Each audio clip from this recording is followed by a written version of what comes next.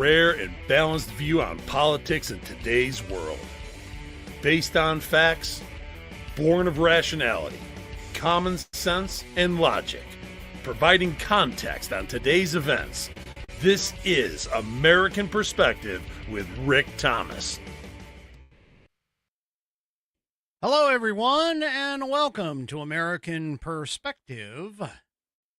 I am your host, Rick. Well.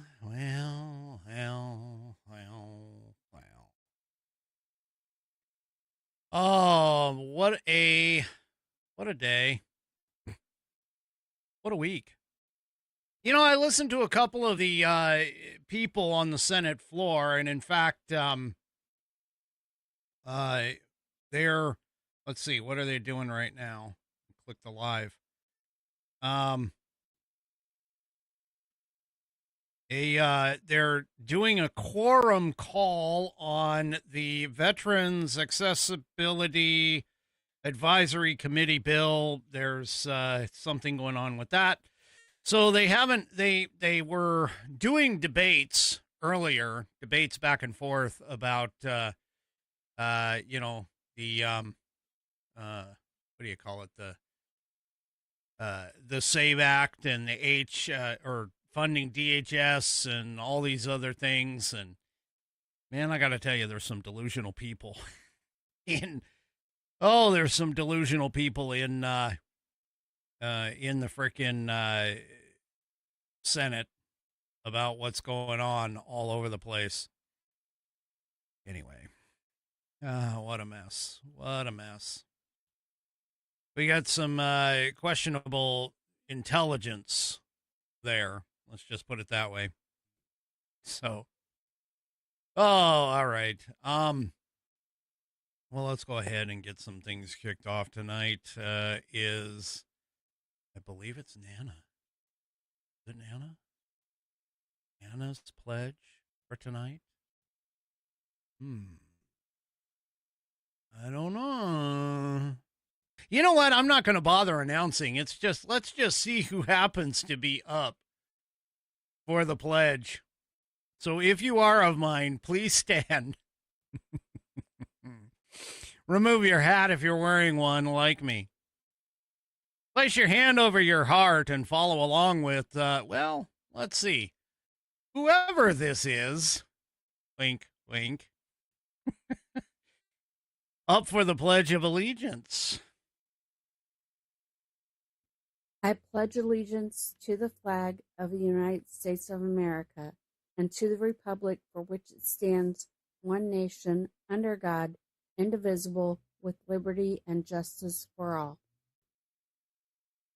And, of course, I thank you, Anna, for that wonderful rendition of the pledge. If you would like to hear your rendition of the pledge played here on the program, all you need to do is record yourself reciting or performing the pledge in your style. Take that audio file, video file, whatever kind of file, and attach it to an email.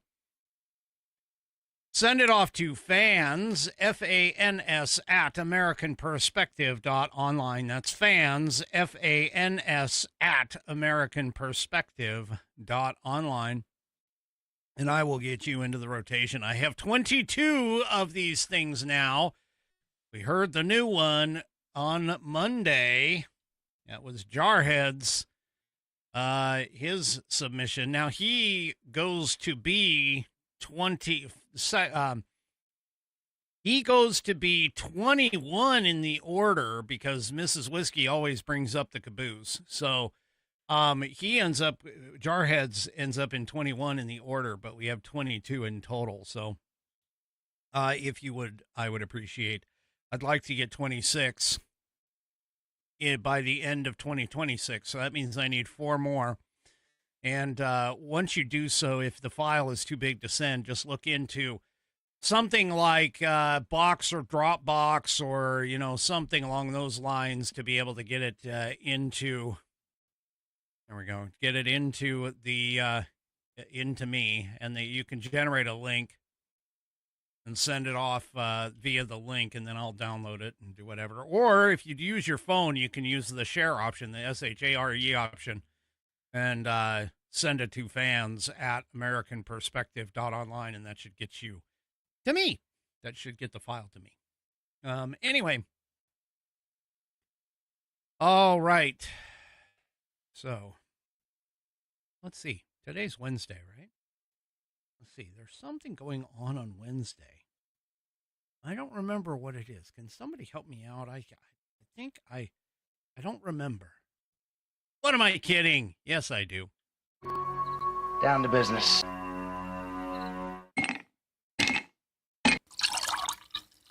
That's the nectar of the gods, baby. That's right. It's a Whiskey Wednesday. It's like Taco Tuesday, but for badasses.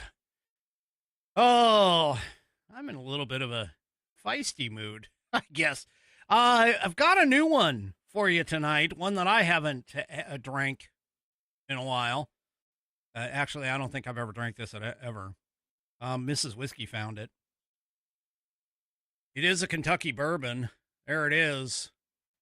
Small batch, 1792. It is a Kentucky bourbon. Yeah, straight bourbon whiskey. Now, they say this is small batch. So we'll have to see right here. This is the inaugural pop. Here we go. See, it's the inaugural pop of the whiskey. I hadn't even poured it in the glass yet. There we go. Uh-huh. Okay. Ooh, I got whiskey on my fingers. Whiskey on my fingers. Whiskey on my fingers. Whiskey on my fingers. Whiskey on my fingers. Anyway, it is in the none other than the True Grit Roots Network glass, because this is Wednesday. Wednesday is TGRN night, and there are the requisite stones in the bottom of the glass. All right, here we go. First sip of the first whiskey.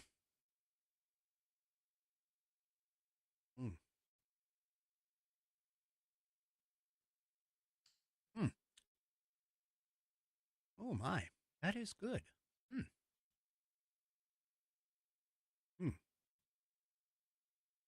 Yep. Okay. That one's a keeper. All right, that one's a keeper for sure. So yeah. There we go. All right.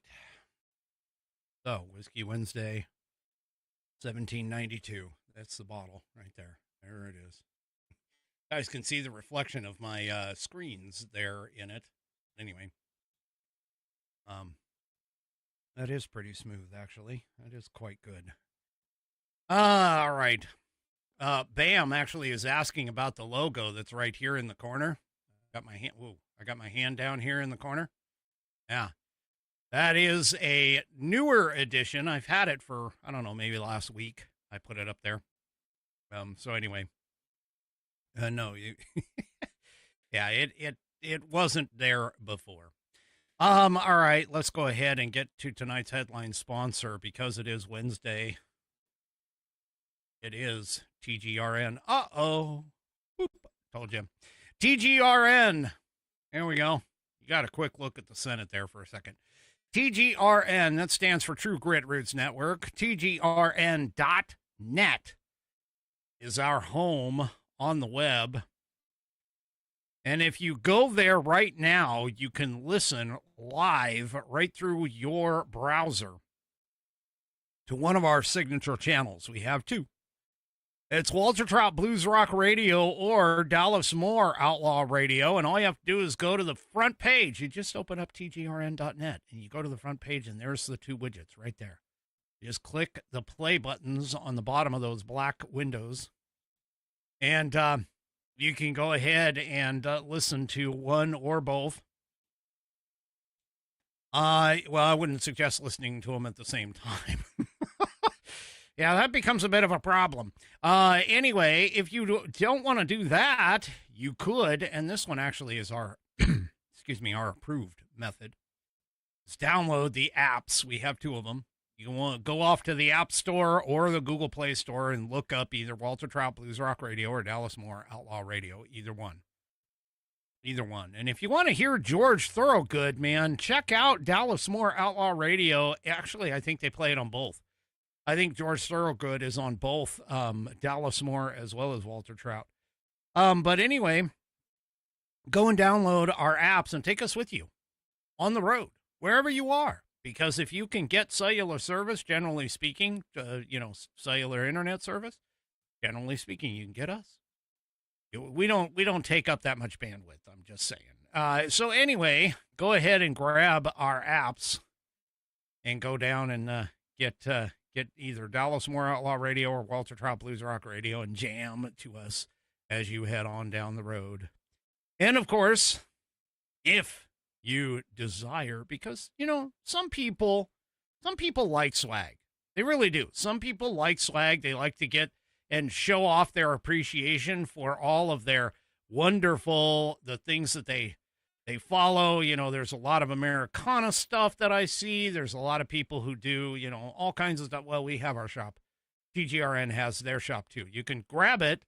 I'm flashing the little red up in the top menu on tgrn.net. You can click on that, or you can just enter shop.tgrn.net and you'll be taken right to our shop page where you can purchase some swag. That's right. Stuff we all get. You can get the swag here. You've got t-shirts, hoodies, and caps with each one of the logos, whether it's TGRN logo, Dallas Moore Outlaw Radio logo, or the Walter Trout Blues Rock Radio logo. And you can grab any one of those in a variety of colors and, of course, sizes. So go and grab one of each. Seriously, grab one of each and show your pride that you are a True Grit Roots Network, Dallas Moore Outlaw Radio, or Walter Trout Blues Rock Radio fan. Just do it. Head on over to shop.tgrn.net and do it today. Grab whichever one you want. I mean, personally, I like hoodies. Oftentimes, I wear hoodies a lot. So you can go and grab the hoodie. I like it in black. There's the TGRN one in black. You can see the Dallas Moore in black. TGRN one also comes in red, too. You can kind of a maroonish color. You can go and check that out. But go and grab those today by going to shop.tgrn.net. And don't forget to go to tgrn.net and listen. Listen all the time. Maybe don't listen when I'm on, but listen all the time, all those other times. Get away from the politics and the crap. Take some time off. Listen to some good roots music from TGRN. That stands for True Grit Roots Network, based out of Austin, Texas. We definitely appreciate the support. All right. Well, as you know, the Senate has been going back and forth and talking about the SAVE Act. I got a little bit of that later on later on in the show this afternoon, this evening, later on in the show. But first, what the F? Living in Washington, state of Washington, like I do, there really isn't a lot of, conservative folks. And those who are conservative here, they generally stand by their principles. I mean, let's face it, living in a Democrat-run state with a bunch of Democrat lunatics living around you, if you're a conservative, you're kind of a rare breed. It's sort of like the, what should we call it? Like an albino buck. Or something like that. Okay. It's very rare. And when you run across somebody like Joe Kent, and you think about the opportunity that Joe Kent had, he failed twice, but he had the opportunity twice to potentially unseat a lunatic Democrat. While it didn't happen, he did come close. Yeah, the People's Democratic Republic of Washington. Yeah, exactly. Or an albino squirrel. Yeah, one of those. Because, sometimes you got to get a nut. Anyway, whatever happened to Joe Kent? I have no idea. Honestly, I don't know. I mean, he sort of like got absorbed into the Trump administration. And when he got up there, something happened to him. I have no idea. He was working with Tulsi Gabbard in the Director of National Intelligence Office, ODNI, I believe is what they call it. And he was something like the Director of Counterterrorism or some crazy crap. I don't know what kind of. I don't know what the whole thing was. But the other day, he pops out of nowhere with this resignation. Now, what you need to understand is Joe Kent is a combat veteran. Joe Kent is he lost his wife. His wife died, I think, in Afghanistan. And he's a single father. I believe he's raising children. I don't know how many, whether it's one or two. I think it's two. But he touted all of that during his time. He was backed by Trump during his time against Herrera Butler. And at least I think that was her name. Anyway. And I don't know. I just don't know. I don't understand what's happening here. I mean, you had Tucker Carlson, and not that I was necessarily a Tucker Carlson fan, but you had Tucker Carlson, and he all of a sudden has turned on Trump, become anti-Semitic, been against Israel, against the war. He's, in fact, it's gotten so bad that Mark Levin calls him Qatarlson because of his association with Qatar. That's the country. You have Candace Owens. She jumped off the deep end. You had Megyn Kelly. I think she jumped off the deep end. And all of a sudden, these people who were, like, at one point, staunch, you could call them MAGA folks, staunch conservatives, and all of a sudden they've disappeared. They've gone away. They've gone and flip-flopped. Now, let's kind of rein in a little bit in terms of the anger. I know there's a lot of anger from a lot of people about the whole thing and what he was doing, but apparently there's a lot more to the story than just what we know in the beginning. And from all of this, because again, let's just be honest. I mean, Kent, his name hasn't shown up in the papers. His name hasn't been in the spotlight at all. And realistically, he just sort of got absorbed in the administration and just dropped off the radar, let's say, of the public eye.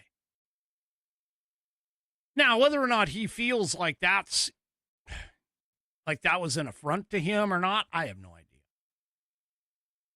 But people like Dan Bongino, for an example, Dan Bongino covered a lot of what he was thinking of with Joe Kent. You know, he and Joe Kent actually worked together. They had conversations. I mean, I won't say they ran into each other every day, because even Dan says they don't. But they had several meetings. They had, conversations about certain things that were going on. You know, obviously Dan Bongino, being the deputy director of the FBI, had interactions with the office of the Director of National Intelligence. And so, they had conversations, and even he is like, and Joe Kent is just wrong. He's just wrong. Well, Trump, obviously, the Trump administration, whenever you strike Trump, see, this is something that I don't think anybody really understands. When you go and you strike at Trump, you're going to get struck back. Trump doesn't hold back. Trump, if you hit Trump hits back.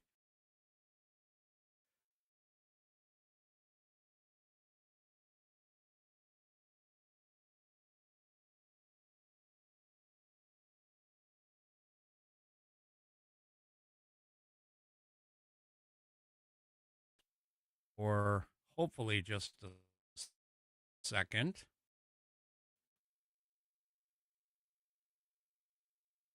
And we will hopefully gain it back here.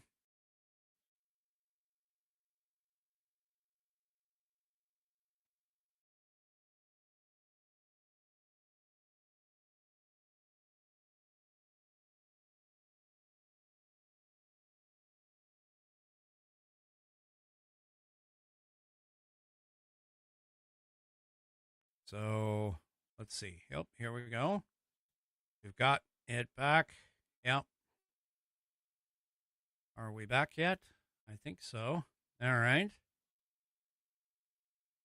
It looks like we are back. Yes, there was a Rumble glitch. Well, it's not Rumble. It actually was the internet. The internet glitched. Anyway, okay, so I think we're back. Hopefully that will be, normal. Anyway. So what was I saying? Oh, yeah. Well, Joe Kent sort of took a swipe. At, it says Joe Kent. It's Joe Kent. No, it's my closed captioning. It's Kent, K-E-N-T. Anyway, so Joe Kent took a swipe at Donald Trump by basically saying that Iran was not a threat to the United States. And, well, Dan Bongino kind of put it, I think, a little bit better than what I could. And, yeah, so let's just take a listen. Dan Bongino was on Laura Ingraham last night or the night before. And anyway, we'll just have to see. Just take a listen. On a plaque in a facility I can't really talk about. And when you read the story there, it's a tough story to read. But, again, as I've said with other, the sacrifice is beyond reproach. That doesn't mean that this current opinion is any more fact-based, because it's not. I'm really sorry, Laura. I mean, I read probably a lot more intelligence than he did, because they don't have a law enforcement function, the National Counterterrorism Center. They're an analytical clearinghouse. They're valuable. However, I had access to just about everything. And how you could come to the conclusion that the Israelis did it and there was no imminent threat here? Really? What about the anti-ship ballistic missiles, the drone program, 440 kilograms of 60% enriched nuclear material, their constant death to America chance? I mean, that's called evidence. In some limited circles, we call that, a clue. I mean, I don't know at what point you thought this wasn't an imminent threat after you've read a lot of the stuff I read. And by the way, that's just the open source stuff we can talk about on the air. I promise you, the president, has a bevy of material that if he could do the Men in Black thing and erase your mind tomorrow, if he told you right now, you would come to the imminent threat conclusion in a snap. Well, a senior U.S. So basically what Dan Bongino's trying to say here is that Joe Kent, well, he wasn't privy to everything. He wasn't privy to all of the information that was there. And so for him to say, just based off of what, and now keep in mind, I don't have any special connection at all. And even I can tell you that this war, just from publicly available information, even I can tell you that this conflict has been going on since Jimmy Carter. Iran wants to wipe America off the map. Iran wants to wipe the Israelis off the map. They don't want Israel to exist. And so, just the plain and simple fact that all they do, all the Iranian regime did was fund everything. I mean, seriously, all you have to do is take a look at October 7th. Oh my gosh, just the timing of the whole thing. Joe Biden hands over $6 billion to Iran, and like a week and a half later, all of a sudden, the Hamas invades. Seriously, invades Israel and causes the worst attack on the Jews since the Holocaust? Now, what's really strange is this rise of anti-Semitism in a lot of these people. Now, I'm not saying Joe Kent is an anti-Semite. I'm really not. But there's a lot of things that are going on in today's day and age, or in today's current events, that you have to just sit, scratch your head, and sort of wonder what the heck is going on. Why is it that these people are all of a sudden flipping like this? Well, here is a tape of Joe Kent on a podcast, I think it's the Sean Ryan Show or something like that. And here is Joe Kent talking to Sean Ryan. And well, let's just see what he has to say about what's going on over in Iran back then. They're still registering for the draft, aren't they? Like that's the logical conclusion to the direction that we're heading in right now, unless we make some serious changes. I mean, I've already heard rumors that Fifth Group is going to be sending guys to Iraq because of the escalated situation with Iran now. Yeah. I mean, most Americans aren't aware of it. Our troops in Iraq and Syria have been attacked 150 plus times by Iranian proxies. And when we say Iranian proxies, we got to be clear on what that is. That's the Iraqi government that we pay. Because after the Iraqi military, we spent $2 trillion on, surrendered to ISIS, we had to go back in there in very short order and stand the military back up again. And guess who filled the breach? The Shia militias controlled by Iran did. And the Iraqi government's controlled by Iran. So they're still... So wait a minute. He just stated that 150 of our people have been attacked 150 times. So isn't that by itself, just by itself, a reason to go in to get rid of Iran? He even called out exactly what Iran does. Iran uses proxies. So rather than beating up the bully, the main bully or the first bully, you go after the ringleader. What part of this is so amazing or so, strange to these people?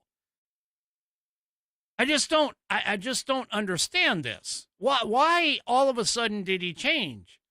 Well, here's some of his ex-posts. Hat tip to Steve Guest. Here's some of his ex-posts. He goes, well, Trump's restraint shows that he wants a deal with Iran, and his red line is American loss of life and IR nuke development. Our fundamental vulnerability remains troops in striking range of IR weapons and proxies with no vital U.S. mission. Then he goes on in another one. He says, definitely, I personally think we should have crushed their ballistic and nuke capes, but Trump has a plan. He has definitely earned the confidence of any clear-eyed observer. Here's another one. October 7th, because happened, Biden-Harris gave Iran access to over $100 billion. Now, I think it was 6. But anyway, he goes, Trump used diplomacy to build the Abraham Accords, cut off Iran's funding, and killed key terrorists. America and our allies were safe, and there was less war. No more neocons, no appeasement, Trump 2024. And he posted that on October 7th, 2024. Here's another one. And this one's like the top of a thread. And he goes, Iran's goal in orchestrating 7 October was to break up the Abraham Accords because the historic alliance isolated Iran's terror regime. Trump used a balance of diplomacy, economic pressure, and targeted strikes to contain Iran, the embodiment of peace through strength. Israel's dismantling of Hezbollah would have been much more challenging, if not impossible, had Trump not taken out Iran's terror mastermind, Qasem Soleimani. So here he is. He is posting in public on X with regards to all of this about how Iran is the back-end terror state. And it doesn't stop there. He also goes on, and even Donald Trump posted this on True Social. Joe Kent, back in 1/8 of 2020, at Real Donald Trump. We should not sit and wait for the next attack. Wipe Iran's ballistic capability out and get our troops out of Iraq. They are only targets now. No U.S. WIA KIA is a tribute to the professionalism of our military and intel professionals, not Iranian restraint. So I'm having a hard time. Now, keep in mind, I mean, whenever you're dealing with a politician, you've got to expect flip-flopping. It's just the nature of the beast. You look at people like Joe Biden, you look at people like, you could pick any name out of a hat, Lindsey Graham, whatever, and they pretty much kind of lick their finger and go wherever the wind blows, wherever they think the wind is. And so, I don't understand where this kind of change came from. I mean, this is a guy, this was before, all of those tweets, by the way, were before he was in the administration. And so now all of a sudden he was in the administration. He does all this stuff, whatever it was that he did, because again, let's face it, as soon as he went in, he was silent. There was nothing there. And now, well, come to find out that the White House may give us an indication as to why he left. Or, take a listen to this. Tulsi Gabbard, the Director of National Intelligence, will be testifying this morning. Does the president still have full confidence in her? He does, yes, and we look forward to watching the director's hearings today. And I think that anyone who has been suspected of leaking or is proven to be a leaker will not be welcome in this administration. I know that for a fact because I've heard the president say it myself. There are investigations underway into leakers in this administration, and people will be held accountable for that. It's unacceptable and it cannot be tolerated. As you just Well, apparently, there's an investigation that is going on since Kent left the office. And apparently, he was also not a part of the in crowd. Allegation that his decision was based on the influence of others, even foreign countries, is both insulting and laughable. Now, our own Aisha Hasni reporting that on background to a senior administration official says that Joe Kent was cut out of POTUS intelligence briefings months ago due to allegations of suspected leaks and that he has not been a part of any Iran planning discussions or briefings at all, which sort of posed the disconnect addressed earlier this morning by the administration, saying that he wasn't privy to the classified information that indeed underscores and provides the evidence that Iran was nuclear empowered or about to be. And final quick point that I've referenced Joe Kent's testimony on the Hill many times in 2025 of the 18,000 known terrorists that came through the southern border under the Biden administration's watch in the prior 4 years. We are still dealing with today, and we will get to that in just a moment. Actually,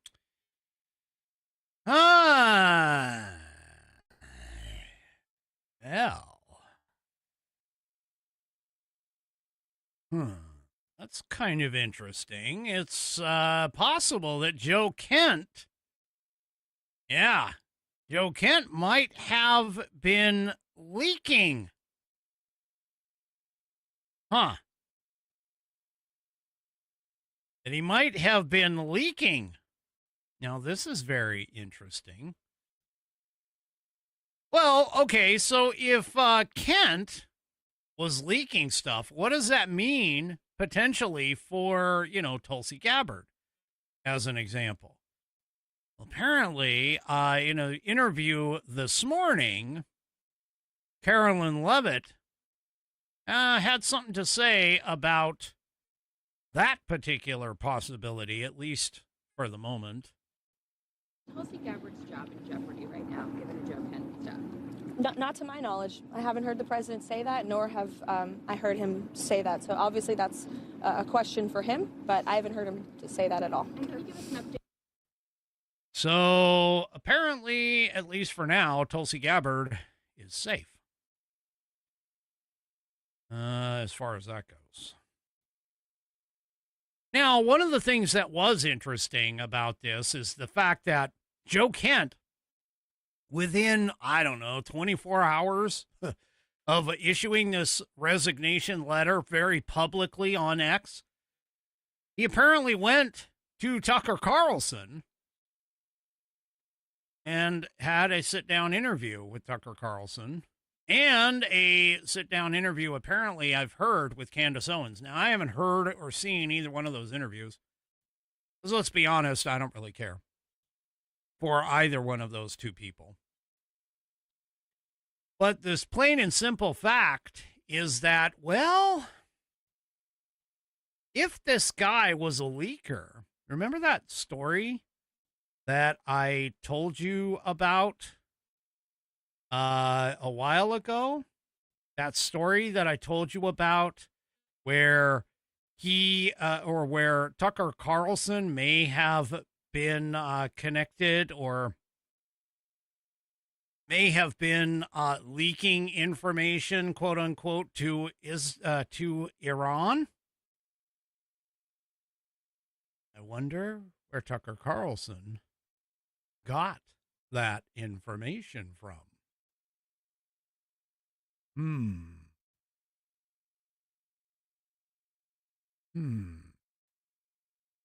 That's quite interesting as to where some of that might have come from. Maybe that's part of the reason why they're looking into all of those leaks.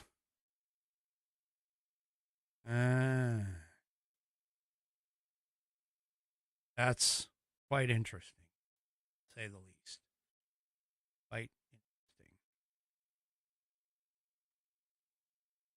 Yeah. Huh. All right. All of that being said, Tulsi Gabbard, of course, was on the on Wednesday. She actually indicated that they expected, meaning the Office of Director of National Intelligence, I always get that wrong, ODNI, whatever it is. Anyway, she mentioned that they may have developed, or might be able to develop, I should say, that Iran might be able to develop an intercontinental ballistic missile within the next 10 years. She said in prepared remarks that were obtained by Just the News, quote, Iran has previously demonstrated space launch and other technology it could use to begin to develop a militarily viable ICBM before 2035 should Tehran attempt to pursue the capability. And then she goes, however, these assessments will be updated as the full impact of Operation Epic Fury's devastating strikes on Iran's missile production facilities, stockpiles, and launch capabilities is determined. So, Now, keep in mind, ICBMs are long-range missiles capable of delivering nuclear warheads. Though they do not exclusively do that, they can deliver conventional payloads. ICBM development is not necessarily tied to uranium enrichment, and it is possible for Iran to develop a nuclear weapon without developing ICBMs. And, of course, the purpose of developing the ICBMs would be to send the payload, the nuclear payload, to U.S. soil. Now, yeah. So, One thing to take note of is that the Trump administration, even though it kept saying that Iran was developing a nuclear weapon that was weeks away when Operation Midnight Hammer in 2025 occurred,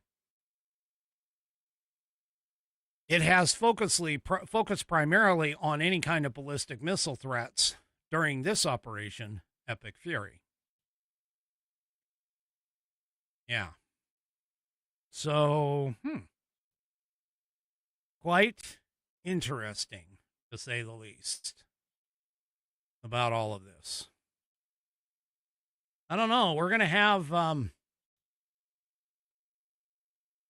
have some very interesting situations here in terms of what's going on with the situation. But obviously, if they let him go, meaning Kent, there's a very good possibility that he is a possibility for the leakage. We're going to have to kind of see. Yeah, we're going to have to kind of see what happens. But anyway. All righty. Let me go ahead and let's take a quick break real quick here. Yeah, I think we can do, let's see. 1, 2, 3, let me see.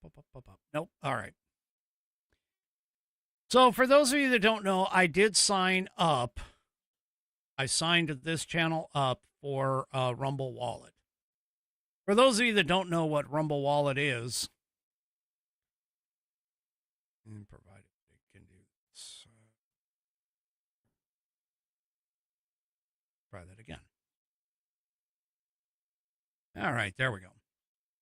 So for Rumble Wallet, and I've signed up for Rumble Wallet, and it allows people to tip creators directly with things like Bitcoin and all of these other things. So yeah. So in terms of Rumble Wallet, you got to keep in mind that with banks, other banks and other places, they can freeze your accounts. They can shut off your cards. They can lock you out of your own money overnight. Some people experienced this under the last administration when the debanking happened. And the banks didn't bother protecting you. They control you. And that's why financial freedom starts with ownership. Well, Rumble is introducing Rumble Wallet. It's a non-custodial wallet built for people who refuse to give up control. With Rumble Wallet, you don't just buy digital currency like Bitcoin and Tether. You can also own Tether Gold, which is real gold, on the blockchain. Through Tether Gold, you get direct ownership of physical gold bars. Each one fully allocated, verifiable by serial number, purity, and weight. This isn't paper gold. This isn't an IOU. This is real gold without bank vaults, storage fees, or gatekeepers. And you can buy, sell, or move it 24 hours a day, 7 days a week, even when traditional gold markets are closed. And if you want, Tether Gold can be redeemed for physical gold. Now that itself, that's power. And when you support creators on Rumble, you can tip them directly using your Rumble Wallet, peer-to-peer and outside of the banking system. There's no permissions, no middlemen, no cancel button. This wallet is yours forever. So sign up for Rumble Wallet. I believe you go to wallet.rumble.com, if I recall correctly, in order to get this thing started. And if you're already signed up on Rumble, all you have to do is enable it with your account. That's essentially what I did. And I just went to wallet.rumble.com and got into by signing into Rumble, and it just was automatic. It just, boom, there it is. It's already there. So this wallet, this Rumble Wallet, is basically a bank outside of a bank, and you control everything. And you can purchase gold, you can purchase Bitcoin, you can purchase different kinds of things. Okay? All of them are, all of it is rumble.com backed. So go ahead and check it out. Don't necessarily have to sign up today, but go and check it out. It's an alternative. You can go and take a look. But go and check it out, rumble.com, and check out the Rumble wallet, where you have no permissions, no middlemen, no cancel button. The wallet is yours forever. All right. Well, as I was saying earlier, and hey, let's just go and take a look real quick and see what they're doing. Oh. Well, let's stop in on the Senate real quick, because this is Mike Lee is speaking right now. So let's stop in on the Senate and listen to what he has to say. The Save America Act deals with something very fundamental. It deals with the way that the citizens are able to interact with and influence their own government. Really was the fundamental premise of the founding of our nation and the creation of our republic. In many respects, Mr. President, the Declaration of Independence, whose birthday we're about to celebrate this year, for nearly 250 years since we became our own country, since we declared independence. And the Declaration of Independence, in addition to kicking off the creation of the greatest civilization that human history has ever recorded, it also set out a vision for the type of nation we aspired to become, and in fact have become. It established a few basic principles. In many respects, the Declaration of Independence, while not quoted as often, while not celebrated as much, and while it's maybe a step or two detached from the day-to-day operation of the government, in some respects, the Declaration of Independence is itself the picture that we look at when we assess who we are as a country. The Constitution is the frame, the structure that holds it in place, that sets the boundaries. But the Declaration provides the picture. The Declaration acknowledges the existence of popular sovereignty. It acknowledges the natural fundamental rights that God and nature's God lay before us. That acknowledges the fundamental truths about who we are and what government is in relation to us. That we have these self-evident truths, these God-given rights to life, liberty, and the pursuit of happiness, the understanding that government exists for the well-being of human beings and not the other way around, and that whenever government becomes destructive of those same ends, life, liberty, and the pursuit of happiness, for example, it is the right, it is the duty, it is the obligation to alter or abolish that government and to establish something that will secure their freedoms. Some 11 years after that document was penned, after several years, we won the war against what was then the world's last standing great superpower. In a conflict that could be analogized to David and Goliath, we were not Goliath. We were David. We were the underdog of underdogs. Somehow we managed to win that war. We established a form of government after winning that war under the Articles of Confederation. Instinctively, intuitively, we adopted a form of national government that was weak, that was meek, that was mild, in part because we had just come off of an experience with our mother country where we saw that the risk of tyranny is greater at the national level than it is at the local level. Meanwhile, during our colonial period prior to the revolution, we had had a taste of local self-rule. Now, I'm just going to make a point here. I kind of cut him off. He's still speaking right now, but he looks like he is actually speaking. Oh, now I see the paper. But he's looking around. For those of you on the audio portion of the program, he's actually like looking around. He's not looking at any notes. So he's like pulling this information from his memory, it appears. And he is right. I mean, the Articles of Confederation came first. They were very weak. They kept, they kept us, they kept the federal government very weak. and didn't provide all of the things that were necessary, which is why the Constitution, the United States Constitution, was then brought forth and created. Alexander Hamilton and James Madison. James Madison being known as the father of the Constitution, brought all of that forth. And of course, you know, American civics classes, if they even exist anymore, they still don't go through a lot of this information in terms of it. And to answer Jarhead's question, right here, have they began a talking filibuster? No, this is just regular debate. This isn't a talking filibuster. So they haven't begun that yet. John Thune, unfortunately, doesn't want that. He doesn't think that they can have it, although they've brought the debate. They've opened up the debate floor. They've brought the SAVE Act to the floor, so that's at least the first step. But no, they haven't talked. They haven't started the talking filibuster yet. But anyway, all right. So let's go back.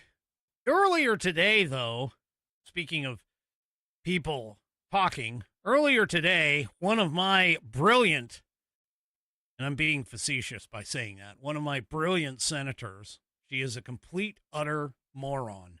I mean, just a complete, utter moron. And she went up and started talking about the SAVE Act. And, of course, the talking points from the left are considerably predictable. And we've heard them all. I mean, let's be honest. We've heard them all. Usual accusations, disenfranchisement, minorities are unable to get IDs. Like, for some reason, all of a sudden, your skin color equates to intelligence. I don't know where that came from. That married women are going to lose access to their ballot. Oh. And, of course, now they've come up with a new line which has to deal with passports. Because according to Senator Dickie Durbin, you remember I played for you the back and forth between Mike Lee, the guy you were just listening to speaking, and, oh, trust me, Jarhead, she probably is on the level of Mazie Hirono. And Senator Dickie Durbin, they were going back and forth about it, and that's exactly what we're talking about here.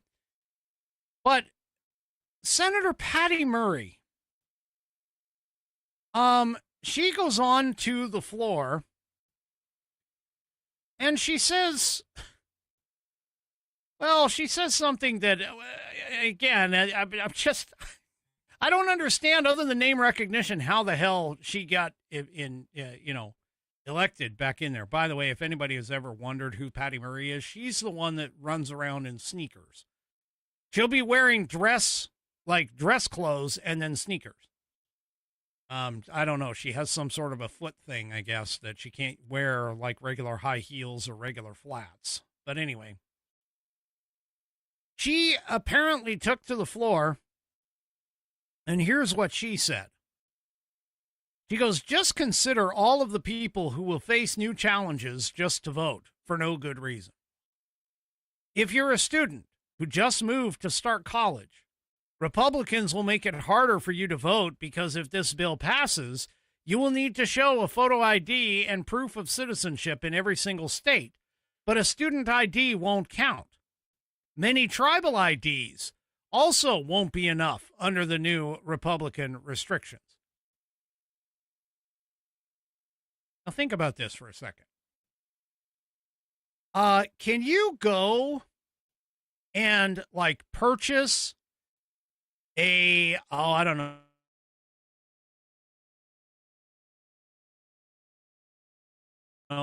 pack of beer using your student ID? I don't think so, because the student ID doesn't have anything on it as far as age is concerned. So I don't think you can buy a pack of beer using a student ID. You have to have a government-issued ID that fits within certain parameters and requirements. Now, let's think about this for a second. You're from, let's just say, the state of Nebraska. and you decide to go to the state of, Washington to go to school. So you're from Nebraska, you're in Washington, you have your Nebraska driver's license, you're only living in Washington to go to school. That isn't your permanent address. Your permanent address is still back home in Nebraska. Why the hell would you be trying to vote in Washington?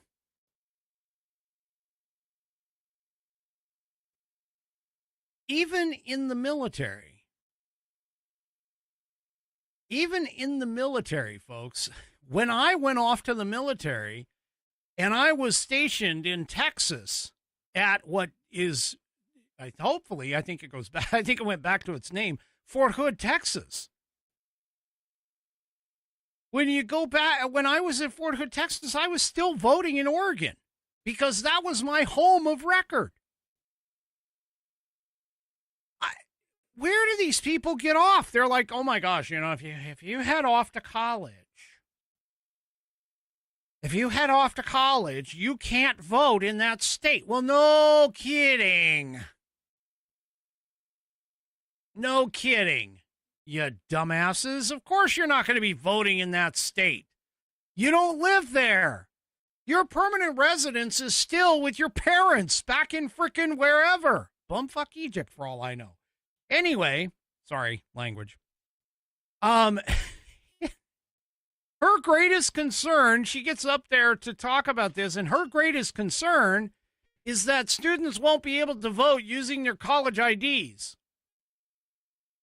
Well, they can't frickin' vote using your college ID anyway. What the hell? These people are pulling crap out of their asses. For an example, Dick Durbin was saying, hey, 50% of the people, 50% of Americans don't have a passport. Well, I guess the real ID doesn't count, right, Dickie? Actually, it does. Actually, it does count. And, I can't believe these people. They are sitting here, now, here's an angle, by the way, when you think about this. Here's an angle that I think that I think that this is the angle that Murray didn't realize that she was actually exposing. So here's the angle. What if she's talking about foreign students?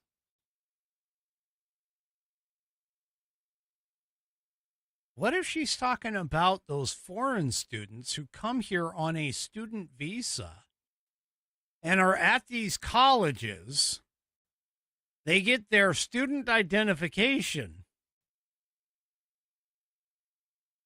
They get their student identification, and then they use that identification to vote. What about them? I think that was a slip. I mean, she's basically talking about, hey, there is absolutely, seriously, there's no legitimate reason why you should be using the student ID for anything. Anything important, I should say, outside of your school. So basically what Patty Murray, she should just retire. Seriously, she should just retire. Patty Murray was actually arguing is that the Save America Act would actually prevent people who have no business from voting within that state, whether they don't live there, whether they're foreign folks. I mean, seriously, yeah. Anyway, I can't even, how she even represents me. I mean, Pramila Jayapal, Senator Cantwell. I mean, at least Senator Cantwell, who is another flaming leftist, but she's much less, shall we say, vocal than Patty Murray is, especially on the social medias. But anyway, oh my gosh. I can't even imagine these people. How are they so damn stupid? Seriously, how are they so damn stupid?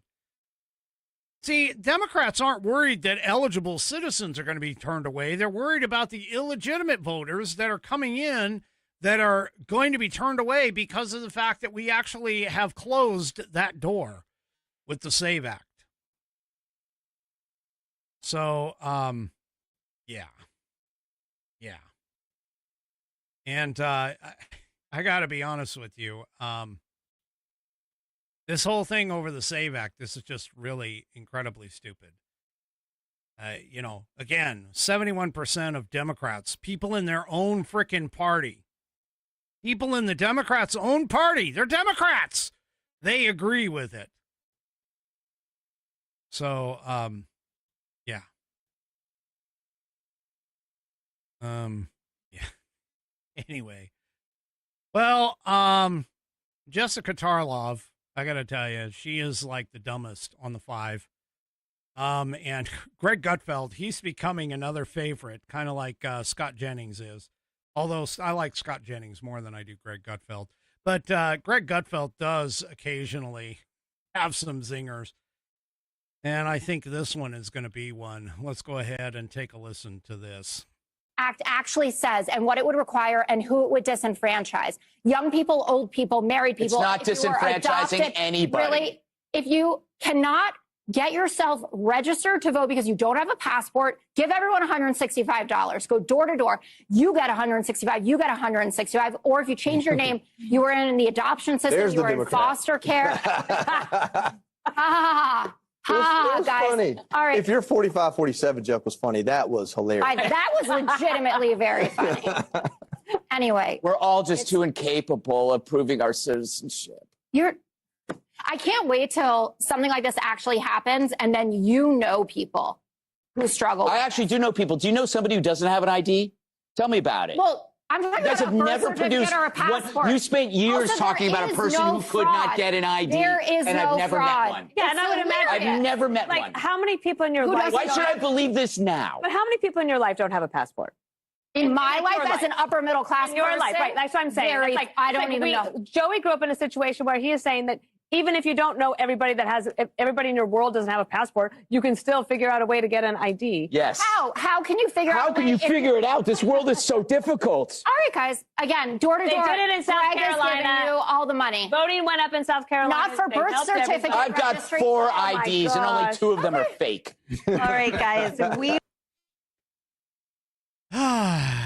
Well, you see what I mean as to how stupid these people are? I mean, oh my gosh. I can't imagine how idiotic you have to be to think that you can't freaking get Mike Lee, who is one of the main sponsors of the bill, the Save America Act. He sits there and he flips out and he's like, look, Senator Dick Durbin, my esteemed colleague, you don't need a passport because guess what? As a part of the act, written down in the act, if you can't produce, like literally, you've lost it, it got burned up, your birth certificate is gone, you cannot prove who you are, you don't have any documentation or whatever, they have this form that you can fill out and you can sign it upon penalty of perjury. Turn it into the states, and then it becomes the state's problem to figure out whether or not you are legal to vote. You don't have to pay a damn dime. Seriously, you don't have to pay a damn dime. She's sitting here talking about, $165, $185 to get a passport. Folks, Real ID. You know that Real ID Act that got put into place that, we've been fighting? If you are flying on a plane, you must have an identification to fly domestically. That's called Real ID. The Real ID Act, actually, believe it or not, the Real ID Act, as far as I'm concerned, is what started all of this. I mean, I can't imagine how stupid these people actually are. I really can't. And they're sitting here trying to justify this. Well, if you don't have a passport, you do realize the SAVE Act has a entire list of things that you can bring as an ID. I just can't even imagine. Oh, yes. Well, you know, persons of color, people who are really old. Yeah, they're too stupid to get ID. They don't know they don't know how to do it. Chuck Schumer. Oh, I don't even know where my birth certificate is. Well, if you don't know where it is, you can just go down to your local government and say, hey, how do I do this? I need a birth certificate. How do I do this? And I even showed you here on this program. Oh, I need a birth certificate. Okay, fine. There's this wonderful thing that Al Gore claims responsibility for. He didn't, but he claims it. It's called the internet. You want to know how quickly you can figure it out? Hey, you know what? See, some of the dumbest people have really been able to use Google quite well. They're able to, they understand what a search bar is. So here, oh my gosh, here we go.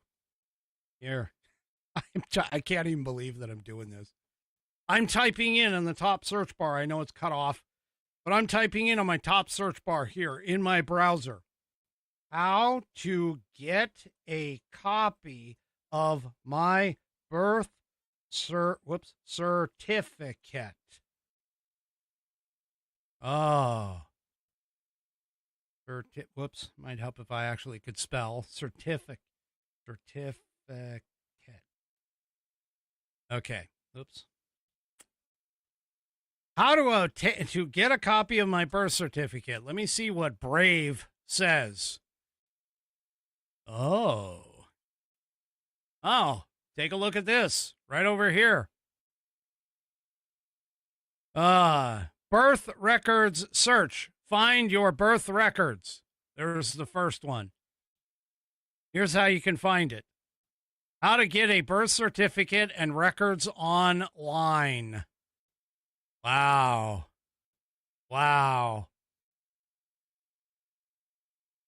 Oh my gosh.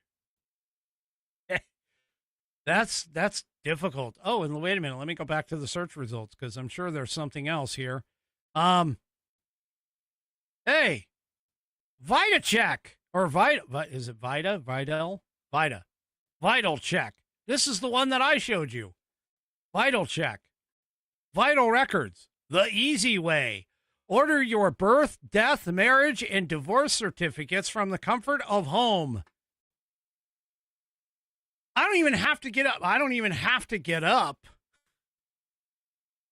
from my couch. And I can have these documents sent directly to me. I mean, there's birth certificates, death certificates, marriage certificates, divorce certificates. I mean, all of this stuff is online here, people.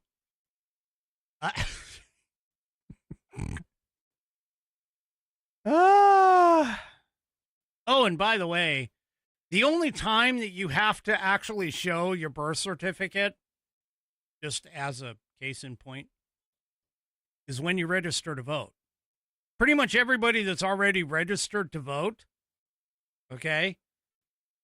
Pretty much everybody that's already registered to vote is probably going to stay on the voting rolls and not have to go through this. Anyway.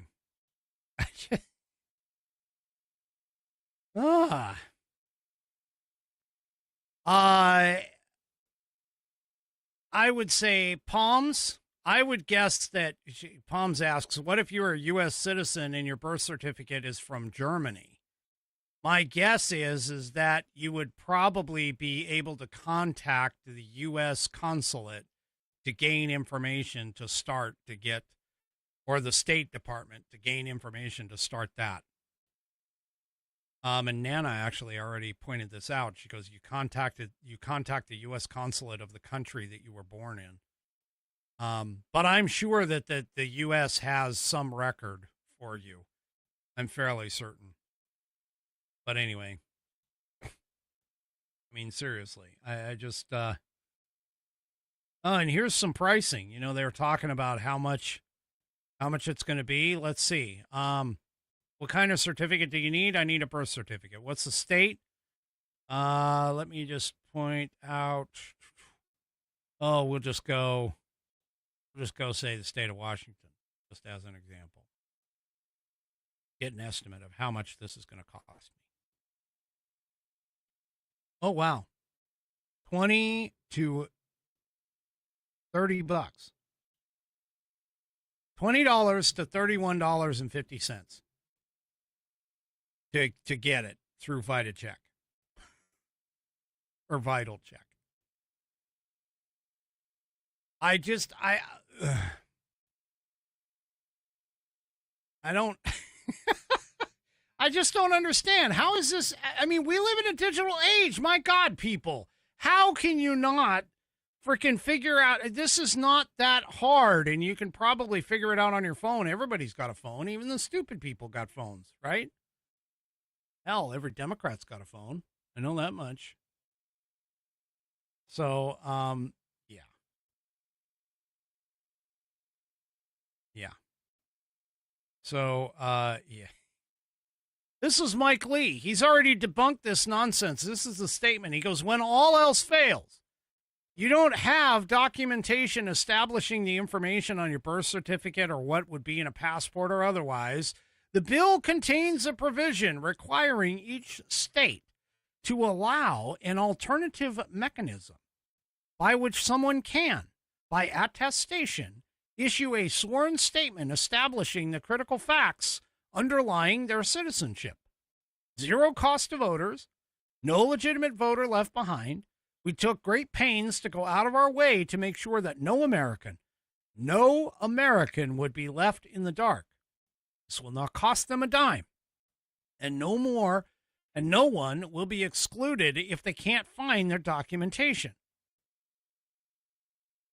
I mean, seriously, I don't even understand this.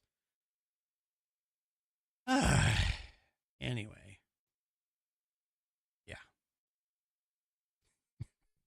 People. Well, the sad part about all of this, honestly, is that you have people like John Thune, who is too weak to actually bring this to the floor.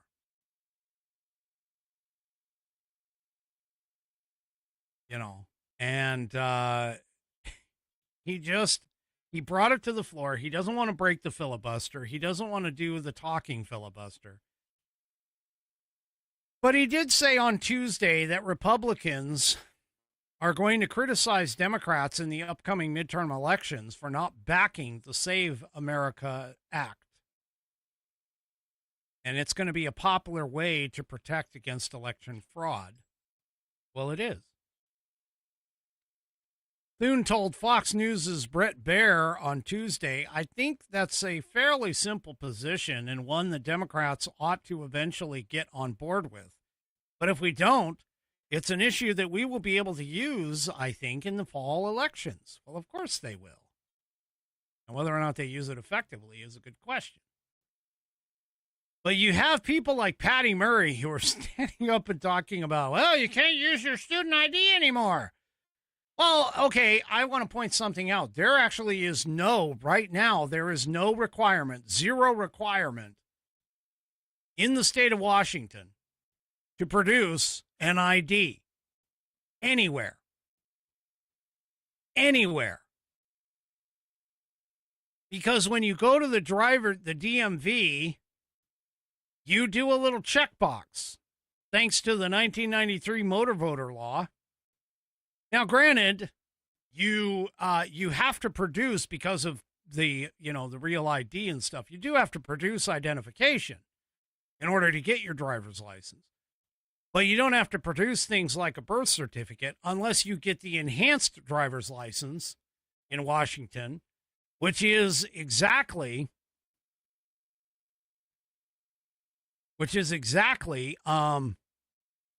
why I got it. To get the enhanced driver's license for the real ID verification so that I could actually fly. But the reality of it is the standard driver's license doesn't meet the requirements for the Real ID Act here in the state of Washington. And so that being said, I mean, you can come in with just your, a bill, like an electric bill showing that you live at the place that you live at and those kinds of things. So, yeah. Anyway, this is just ridiculous that we're sitting here arguing about all of this. This is 83% of all Americans, white, black, Latino, independent voters, Democrats, Republicans, they all say the same thing. 83% of them want a voter ID. What part of that do these people miss? Yeah. Anyway. So the question is really going to become whether or not the Republicans are actually going to grow a spine and a backbone and be able to fight for this SAVE Act. I had the pleasure of listening to Senator Kennedy from Kentucky talk about the SAVE Act. And yeah, he had a couple zingers in his speech for sure earlier this afternoon. But the fact of the matter is that these people, they just don't seem to get it. They just don't seem to get it. This is overall very popular. This is overall a desired thing. This is what we call the 80-20. This is an 80-20 issue. There's absolutely zero reason as to why we shouldn't be voting for this. And by the way, there's a reason for it. I mean, even just illegal. Oh, he's not from Kentucky. I thought he represented Kentucky. Anyway, he's Louisiana. My bad. All right, my bad. See, told you, my unofficial producers and Whiskey Warrior P1s keep me straight. So he's from Louisiana, not Kentucky. My bad. Kennedy is. Anyway. There's a reason for this. They say that illegals are not voting in our elections, yet we've had illegals get pinched for voting in our elections. The most recent one, the guy voted in the last 5 presidential elections. Now, a presidential election is every 4 years, so for 20 years, yes, 20 years, this illegal has been voting in these elections. And you're sitting here telling me that illegals don't vote in elections. Really? I mean, this is just one. This is just one instance of that. Now, come to find out, we got this new report that just came out. This is from Just the News. U.S. intel hid Chinese 2020 election meddling from Trump because they opposed his policies, according to a memo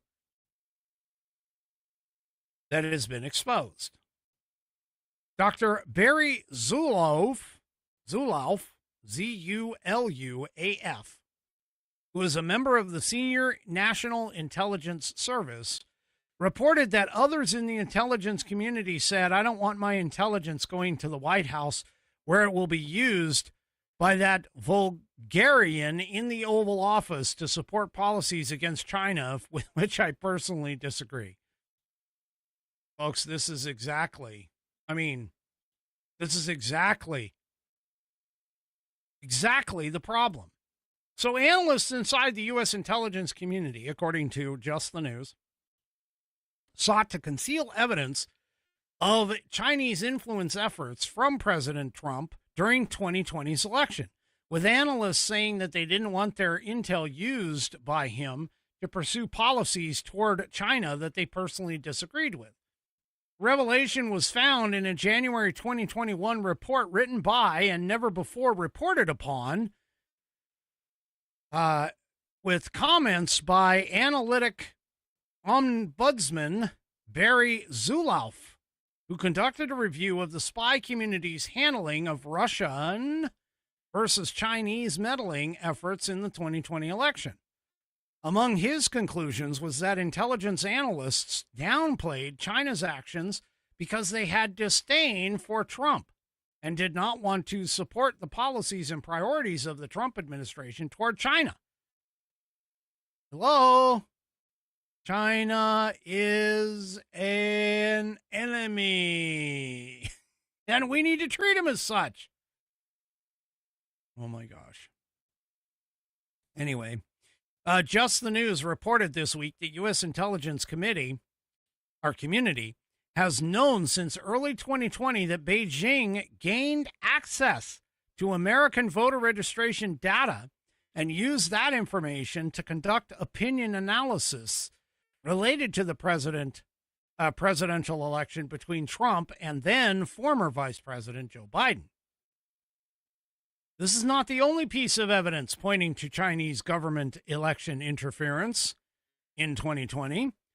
Although much about China's activities in 2020 remains classified, Just the News conducted a thorough review of publicly available intelligence assessments, federal indictments, foreign government warnings, and cybersecurity firm analyses. And there is credible evidence that Chinese government-linked cyber hackers and Chinese social media troll farms took aim at the U.S. presidential election in 2020 and sought to undercut Trump during his run against now former President Biden. There's also indicators that Chinese intelligence and law enforcement agencies like the Chinese Ministry of State Security and its Ministry of Public Security also played a role in 2020. Yeah. So, yeah. You don't think that this is something that we should be looking at? I mean, the SAVE Act, granted, is going to protect our elections from illegal aliens voting here in the U.S. And I need to kind of state that's more than just illegal aliens. We kind of focus on the illegal aliens, but we also need to understand that there's dead people that are still voting. There's people who are voting in adjoining states.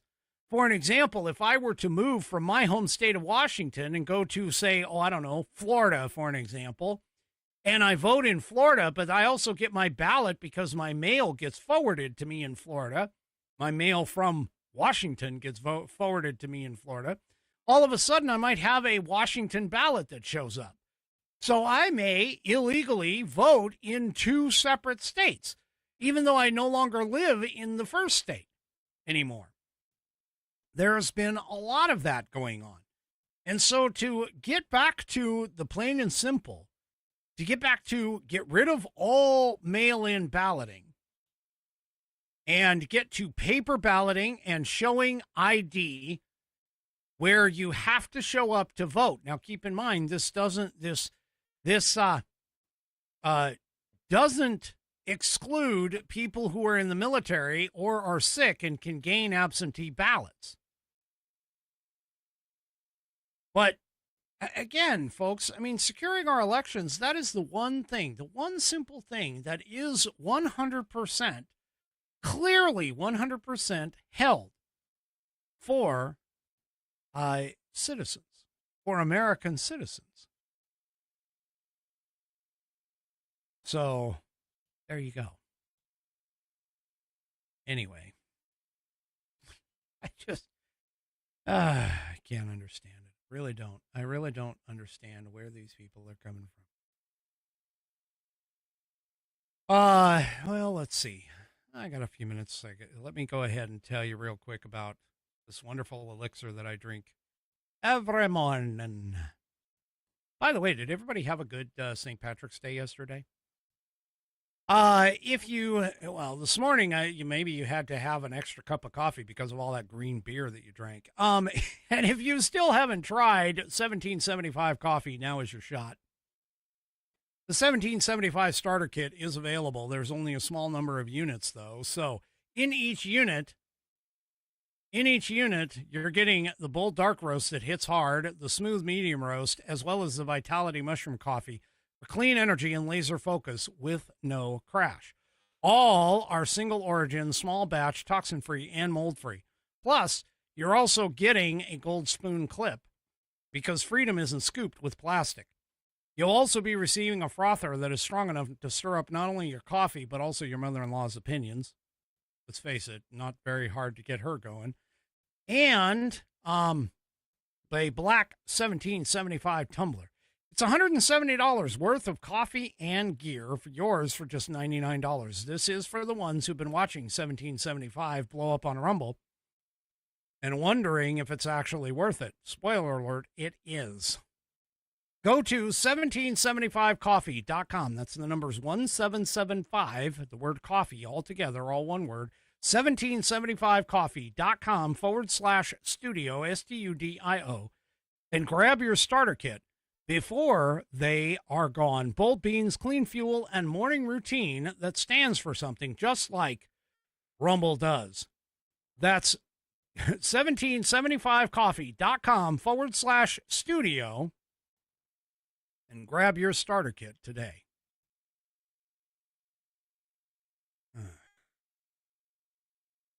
Well, there were some primaries that ran around, and unfortunately, Governor Pritzker won his. But the good news is the far-left squad-backed Dems in Illinois actually crashed.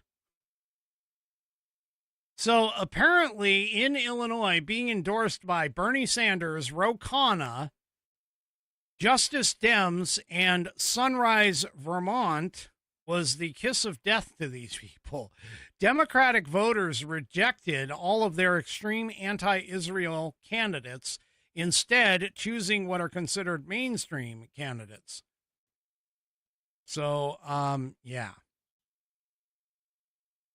I guess being a squad member, meaning being a Rashida Tlaib or Ilhan Omar member, was basically not the best thing to do in Illinois. So at least there's something positive coming out of Illinois. Yeah. Anyway.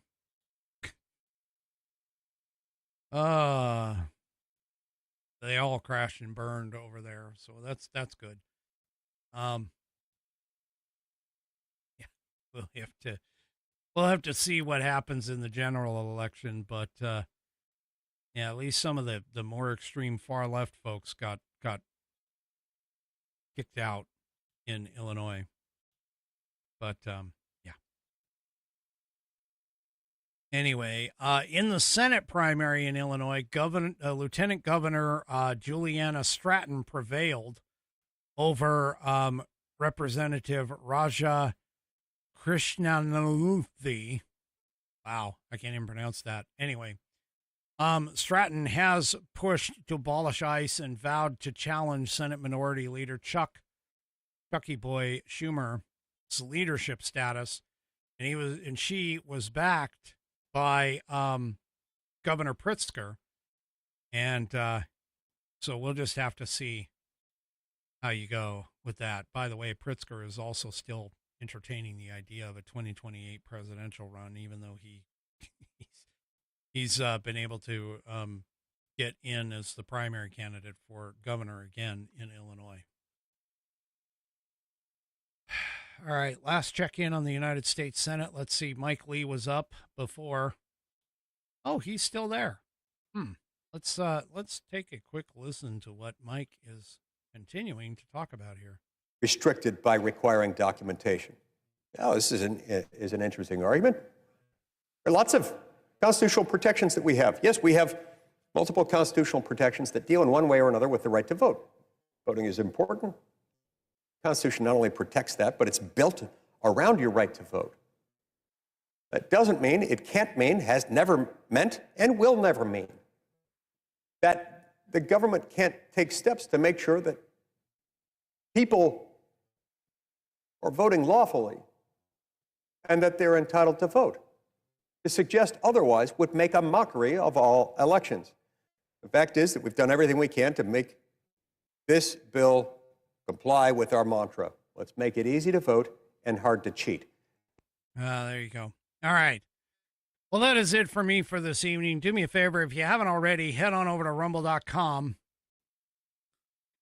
Get an account. It's free to sign up. And once you are signed up and signed in, make sure that you search up the American Perspective channel and hit that green follow button to get notified every time that I go live. Also, too, don't forget to, on your way out, to give me a thumbs up, thumbs down, or in the case of 3 Chevy, a thumb sideways across all of my platforms, whether it's X, YouTube, Facebook, or, of course, the aforementioned Rumble. We will see you tomorrow night, 5 p.m. Pacific, 8 p.m. Eastern Time, right here on American Perspective. Have a great rest of your evening, and good night, everybody.